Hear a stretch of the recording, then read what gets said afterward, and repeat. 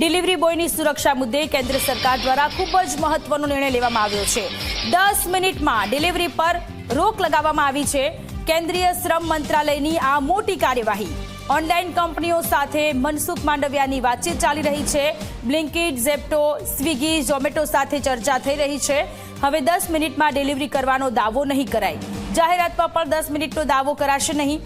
તમામ કંપનીઓએ સરકારને વિશ્વાસ અપાવ્યો છે કે તેઓ પણ 10 મિનિટમાં જે પ્રોડક્ટ પહોંચાડવાનો જે દાવો કરી રહ્યા છે એના પર હવે રોક લાગી ગઈ છે।